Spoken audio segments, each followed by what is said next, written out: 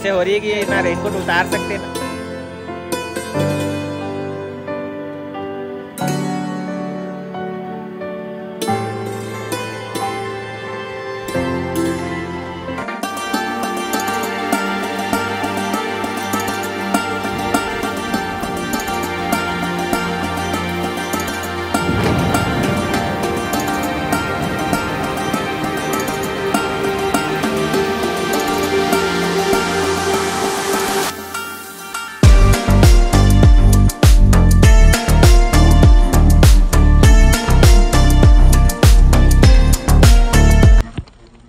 केदारनाथ ज्योतिर्लिंग। दोस्तों, श्री केदारनाथ 12 ज्योतिर्लिंग में से और उत्तराखंड के चारों धामों में से एक धाम है। दोस्तों, जैसे जैसे समय बढ़ता जा रहा है वैसे वैसे बाबा केदारनाथ में श्रद्धालुओं की संख्या बहुत ही तेजी से बढ़ती जा रही है। 2023 में यह आंकड़ा प्रतिदिन करीब 20,000 श्रद्धालु तक पहुंचता था, लेकिन 2024 में सारे रिकॉर्ड तोड़कर यह आंकड़ा प्रतिदिन करीब 40,000 यात्रियों तक पहुंच रहा है। दोस्तों, केदारनाथ धाम के पट अप्रैल के आखिरी सप्ताह या मई महीने के पहले सप्ताह मतलब परशुराम जयंती पर खोले जाते हैं। दोस्तों, आपको बता दूं कि मई और जून केदारनाथ धाम के शुरुआती महीने होते हैं। इन्हीं 2 महीनों में ही सबसे ज़्यादा श्रद्धालु केदारनाथ धाम पहुँचते हैं, क्योंकि यहाँ का मौसम बहुत अच्छा होता है। ना बारिश होती है, ना गर्मी होती है और ना ही बहुत ज़्यादा ठंड होती है। केदारनाथ यात्रा 6 महीने तक ही चलती है। 2024 में केदारनाथ धाम के पट 3 नवंबर को बंद हो सकते हैं, इसलिए इस वर्ष आपके पास सिर्फ 5 महीने का ही समय बचा है। अक्टूबर का महीना आखिरी होगा और अक्टूबर में भी भीड़ बढ़ने की संभावना बहुत ज़्यादा है। दोस्तों, आज के वीडियो में मैं आपको यात्रा से संबंधित इन पॉइंट्स के आधार पर सारी जानकारियाँ देने वाला हूँ, जैसे कि कौन से महीने में जाना चाहिए और कितने दिन का टूर बनाना चाहिए, हरिद्वार से सोनप्रयाग तक क्या क्या परेशानियां आती है और इनसे कैसे बचा जा सकता है, हरिद्वार से सोनप्रयाग और केदारनाथ धाम में रुकने की क्या क्या व्यवस्थाएं हैं, सोनप्रयाग से गौरीकुंड आने जाने में जो टैक्सियों के लिए लंबी लाइन लगती है उनसे कैसे बचा जा सकता है। हालांकि इनसे बचा तो नहीं जा सकता, लेकिन समय को कवर किया जा सकता है। मंदिर में कौन से समय में दर्शन करना चाहिए जिससे जल्दी दर्शन हो जाए, केदारनाथ यात्रा में कुल खर्चा कितना हो सकता है, फैमिली के साथ जा रहे हैं तो कौन से महीने में जाना चाहिए। तो चलिए दोस्तों, यात्रा की शुरुआत करते हैं और आपको हरिद्वार से लेकर सोनप्रयाग होते हुए केदारनाथ धाम तक ले चलते हैं और साथ ही ये भी बताते चलता हूँ कि केदारनाथ धाम के अलावा और कौन कौन सी जगह जाना चाहिए। दोस्तों, आप जब भी केदारनाथ धाम या 4 धाम यात्रा पर जा रहे हैं तो यात्रा का रजिस्ट्रेशन घर से ही मतलब ऑनलाइन करवा कर ही घर से जाएं और जिस दिन आपको दर्शन करना है वो तारीख उसमें जरूर दर्शाएं जब आप रजिस्ट्रेशन करवा रहे हो उस फॉर्म में। दोस्तों, केदारनाथ धाम यात्रा की शुरुआत होती है हरिद्वार से। यहाँ रुकने की बात करें तो आपको 2 पर्सन का करीब 1,000 रुपये से लेके 5,000 रुपये तक होटलें देखने को मिल जाएंगी। हरिद्वार से सोनप्रयाग की दूरी करीब 230 किलोमीटर है। दोस्तों, कोशिश कीजिए कि आप सुबह 5 बजे ही सोनप्रयाग के लिए यहाँ से निकल जाएं। यहाँ आपको बस 700 रुपये से, शेयरिंग टैक्सी 1,000 रुपये से और प्राइवेट कार करीब 3,500 से 4,000 रुपये के हिसाब से दिन के हिसाब से मिल जाएगी। मतलब जो प्राइवेट कार आप लेंगे तो वो दिन के हिसाब से चलती है, जिसका दिन का किराया हो सकता है 3,500 रुपये या 4,000 रुपये। करीब 150 किलोमीटर चलने के बाद आपको माँ धारी देवी का मंदिर मिलेगा। यहाँ आप दर्शन करने जरूर जाएं। माँ धारी देवी को चारों धामों की संरक्षक माना जाता है। गुप्त काशी के बाद फाटा सिरसी, रामपुर, सीतापुर से सोनप्रयाग तक लगभग 30 किलोमीटर के दायरे में आपको ट्रैफिक देखने को मिलेगा। दोस्तों, आप कोशिश कीजिए कि जब आप केदारनाथ धाम जा रहे हैं हरिद्वार से तो आप कोशिश कीजिए कि या तो गौरीकुंड में रुक जाएं या तो सोनप्रयाग में रुक जाएं और सोनप्रयाग में रुकने के बाद ही आप वहां पर देख लें, पुलिस कोतवाली वहाँ सामने ही मिलेगा आपको और वहाँ पर अपने जो यात्रा का रजिस्ट्रेशन करवा के रखें उसको एक बार वेरीफाई ज़रूर करवा लें। अगर वेरीफाई नहीं भी करवाते हैं तो इसका मतलब कोई ज़्यादा फ़र्क नहीं पड़ेगा, लेकिन आप कोशिश कीजिए कि वेरीफाई करवा ही लें। अगर बहुत ज़्यादा लंबी लाइन है और आपके पास कुछ ऐसा ऑप्शन है कि आप सोनप्रयाग से गौरीकुंड के लिए टैक्सी तरफ जा सकते हैं, क्योंकि बहुत सारे पुलिस वाले ऐसे हैं जो बिना वेरीफाई करवाए आगे जाने नहीं देते हैं। और एक चीज़ आपको बता दूं कि जो सोनप्रयाग में रजिस्ट्रेशन का वेरिफिकेशन होता है तो वहाँ पर किसी भी प्रकार का टोकन नहीं मिलता है जिससे आपके पास कोई प्रूफ हो कि आपने वेरिफिकेशन करवाए हैं। या तो आप आगे बोल सकते हैं कि हमने वेरिफिकेशन करवा लिया है।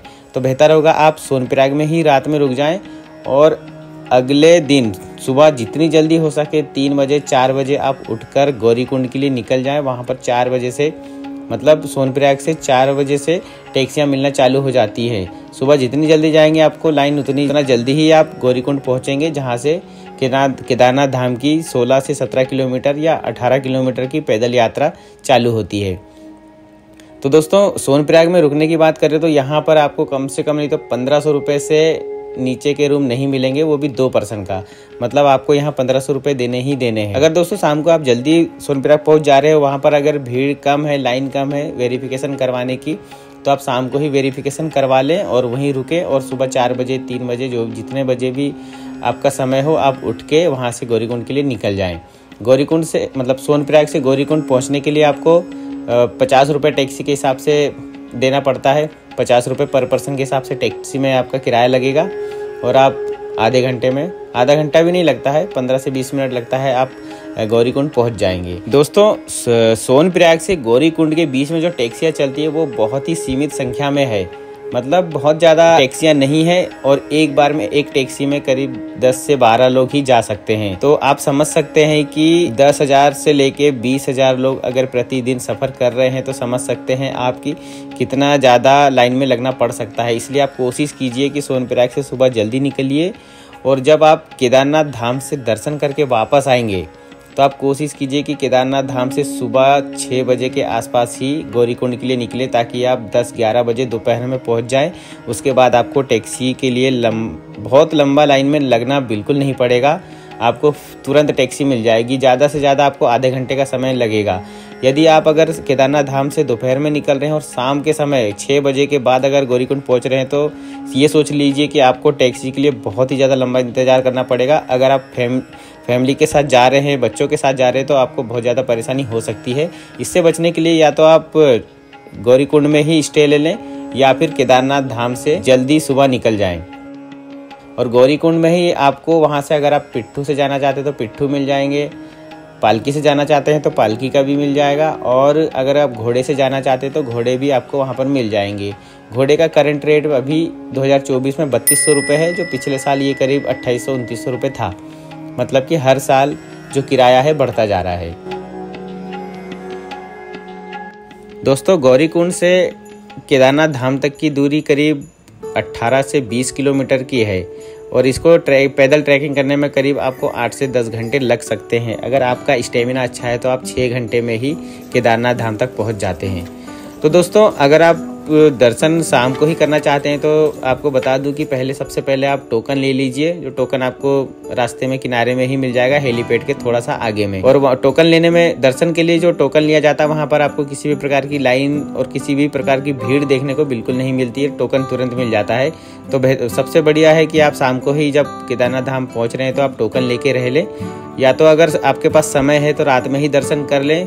थोड़ा सा टाइम लग सकता है, लेकिन आपको अगर जल्दी दर्शन करना हो तो सुबह 4 बजे उठकर लाइन में लग जाएं तो आप 2 घंटे या 1 घंटे में ही आपको दर्शन हो जाएंगे। और दोस्तों बता दूं वहां पर नहाने के लिए गर्म पानी की भी व्यवस्था है। जहां से टोकन मिलता है उसके थोड़ा सा आगे चलने पर भी आपको सुलभ शौचालय दिख जाएगा। वहां पर बहुत सारे लोग गर्म पानी 100 रुपए में 1 बाल्टी गर्म पानी बेचते हैं, तो आप वहां से पानी लेके नहा सकते हैं। दोस्तों मैंने आपको बता दिया कि जल्दी दर्शन करने के लिए सुबह का समय जो है बहुत ही ज़्यादा अच्छा है, जिससे आपको करीब 1 से 2 घंटे में दर्शन हो जाएंगे। लेकिन जैसे जैसे आप सुबह 7 बजे, 8 बजे, 10 बजे जितनी देरी से लाइन में लगेंगे उतना ही ज़्यादा देरी होते जाएगी, उतना ही ज़्यादा टाइम लगेगा, क्योंकि बहुत सारे श्रद्धालु सुबह ही 7-8 बजे के बाद ही दर्शन करने के लिए लाइन में लगते हैं। दोस्तों आपको बता दूं कि अभी के समय में इतने सारे श्रद्धालु दर्शन करने जा रहे हैं कि वहाँ पर बहुत बुरी व्यवस्था खराब हो चुकी है।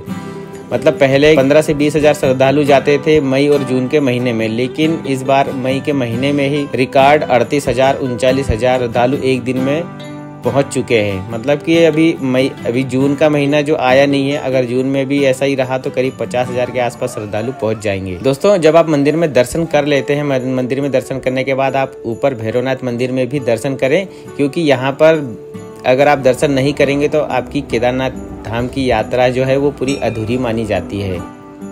और दोस्तों साथ ही साथ बताते चलता हूँ कि अगर आपको कोई भी जानकारी चाहिए तो आप कमेंट करके भी पूछ सकते हैं। और दोस्तों अब आपको बताता हूँ कि दोस्तों जब आप गौरीकुंड से केदारनाथ धाम के लिए आए थे तो आप शाम को पहुंचे थे, तो अगर आप सुबह दर्शन करके ही वापस गौरीकुंड जाना चाहते हैं तो मैं आपको बता दूं कि भीड़ के चक्कर में आप दोपहर में केदारनाथ धाम से गौरीकुंड के लिए बिल्कुल मत निकलिए, क्योंकि शाम के समय गौरीकुंड से सोनप्रयाग के लिए टैक्सियाँ मिलना बहुत ज़्यादा मुश्किल हो जाता है, बहुत लंबी लाइन लग जाती है। इसलिए बेहतर होगा आप केदारनाथ धाम में एक रात और रुक जाए, वहाँ का भरपूर आनंद ले, वहाँ की वादियों का आनंद ले और सुबह 6-7 बजे आप वापस गौरीकुंड के लिए निकलिए। मतलब 2 नाइट आप केदारनाथ धाम में स्टे करें, खास करके मई और जून के महीने में या अक्टूबर के महीने में। मतलब ये जो बहुत ज़्यादा भीड़ होती है तो शाम के समय गौरीकुंड से आपको सोनप्रयाग के लिए बहुत मारामारी देखने को मिलेगी। इसलिए बेहतर होगा आप एक नाइट और रुक जाएं और सुबह ट्रैकिंग करके दोपहर 12 बजे तक आप गौरीकुंड पहुंच जाएं, वहां से टैक्सी लें और आराम से आधे घंटे में सोनप्रयाग आ जाएं। लेकिन और एक चीज़ बता दूं कि आप सोनप्रयाग में बिल्कुल भी मत रुकना, आप सीधे वहां से निकलना। आपकी चाहे प्राइवेट टैक्सी हो, बस हो या कोई भी हो, आप शहरी टैक्सी लेके भी आप आ सकते हैं। गुप्त काशी में ही स्टे लेना, मतलब गुप्त काशी तक ही बहुत ज़्यादा ट्रैफिक होता है। शाम सुबह कोई भी समय सबसे ज़्यादा ट्रैफिक इन्हीं गुप्त काशी और सोनप्रयाग के बीच होता है। तो अगर आप गुप्त काशी में स्टे लेंगे तो आपको वापस, जैसे आप बद्रीनाथ जा रहे हैं वहाँ जाने में भी परेशानी नहीं होगी, और ये यदि आप वापस हरिद्वार आ रहे हैं तो आने में भी ज़्यादा परेशानी नहीं होगी। तो दोस्तों मैंने वहाँ पर क्या क्या समस्या है ये तो बता दिया हूँ। अब दोस्तों बात करते हैं कि हमें कौन से महीने में जाना चाहिए और कितने दिन का टूर बनाना चाहिए। तो दोस्तों मैं आपको बता दूं कि अगर आप केदारनाथ धाम जा रहे हैं तो आपको 4 दिन तो लगेंगे ही लगेंगे, लेकिन मई, जून और अक्टूबर के महीने में अगर आप केदारनाथ धाम जा रहे हैं तो आप 5 दिन का समय लेकर जाएं। मतलब कि अगर कहीं ट्रैफिक हुआ तो आप 1 दिन और एक्स्ट्रा दे सकें। वैसे भी ज़्यादा टाइम नहीं लगता है, हरिद्वार से आप सोनप्रयाग एक ही दिन में पहुंच जाएंगे, फिर दूसरे दिन शाम तक केदारनाथ धाम पहुंच जाएंगे और तीसरे दिन वापस आप गौरीकुंड या सोनप्रयाग पहुंच जाएंगे और चौथे दिन में आप वापस हरिद्वार आ सकते हैं। लेकिन दोस्तों मैं आपको बताऊं कि 1 दिन का समय ज़्यादा रखना, क्योंकि ज़्यादा भीड़ हो जाती है, जिसके चक्कर में 1 दिन का समय हमको और चाहिए होता है। अगर आप जुलाई, अगस्त, सितंबर में आ रहे हैं तो भी आपको 1 दिन का समय ज़्यादा लेकर ही जाना है, क्योंकि बारिश में लैंडस्लाइड और पत्थर गिरने की संभावनाएं ज़्यादा रहती है, जिसके कारण रास्ते बंद हो जाते हैं, तो आपको और अधिक समय लग सकता है। और दोस्तों साथ ही बताऊं आपको, अगर आप फैमिली के साथ जा रहे हैं तो आप मई और जून में बिल्कुल भी ना जाएं, क्योंकि बहुत ज़्यादा भीड़ हो जाती है, जिसके कारण से परेशानियां बहुत आती हैं। दोस्तों अगर आप मेरे बताए अनुसार यात्रा करते हैं 5 दिन में, जिस हिसाब से मैंने बताया आपको, तो आप फैमिली के साथ भी आराम से दर्शन कर सकते हैं और आपकी यात्रा भी अच्छी हो जाएगी। क्योंकि हाल ही में अभी 13-14 मई को हम केदारनाथ धाम में ही थे और वापस 15 मई को हम निकले थे बद्रीनाथ धाम के लिए। तो दोस्तों अगर आप फैमिली के साथ जा रहे हैं तो आपको मैं बता देता हूं कि आप सितंबर के आखिरी में जाएं या तो जून के एकदम आखिरी में। दोस्तों अगर आप फैमिली के साथ ही जाना ही चाहते हैं और आप चाहते हैं कि कम भीड़ हो, तो आप अक्टूबर के आखिरी में जाएं या तो सितंबर के आखिरी में। मतलब अक्टूबर का जो बीच का जो समय रहता है, मतलब 1 अक्टूबर से लेके या 5 अक्टूबर से लेके 20-25 अक्टूबर तक यहाँ पर आपको बहुत ज़्यादा भीड़ देखने को मिलती है, क्योंकि उस समय नवरात्रि का भी समय रहता है, दशहरे का समय रहता है। उस समय बहुत ज़्यादा छुट्टियाँ पड़ जाती है, जिसके कारण बहुत सारे लोग दर्शन करने जाते हैं। तो बेहतर होगा आप दिवाली के आसपास का प्लान बनाएं अगर फैमिली के साथ जाना चाहते हैं कम भीड़ में तो। और दोस्तों आखिरी में बात करता हूं कि केदारनाथ धाम में कुल खर्चा कितना हो सकता है। तो दोस्तों यहाँ पर खर्चा का अनुमान लगाना तो इतना आसान नहीं है, लेकिन मैं आपको बताऊं कि पर पर्सन को कम से कम 10,000 रुपये साथ में लेकर ही जाना होता है। क्योंकि अगर आप 4 दिन स्टे लेते हैं तो आप 4 नाइट का 4,000 रुपये तो आपको होटल का ही बिल पड़ जाएगा, अगर आप बस से सफ़र कर रहे हैं तो। अगर आप बस से सफ़र कर रहे हैं तो आप 10,000 रुपये लेकर जाएं। अगर आप प्राइवेट कार से जाना चाहते हैं तो आपको कम से कम 20,000 रुपये पर पर्सन का लगने वाला है। हम अभी 3 लोग गए थे तो हम 3 लोगों का कुल खर्चा खाने पीने का छोड़ के 60,000 रुपये लगा था। खाने पीने का छोड़ के 60,000 रुपये 3 लोगों का खर्चा लगा था। हमारी गाड़ी हुई थी 23,000 रुपये में 6 दिन के लिए, और हमारे जो 6-7 नाइट हम रुके थे तो हमारे 6-7 नाइट का 16 से 17,000 रुपये होटल का बिल बना था अलग अलग जगह पर। कहीं 2000 में, कहीं 2500 में, कहीं 3000 में, कहीं 1200 रुपये में।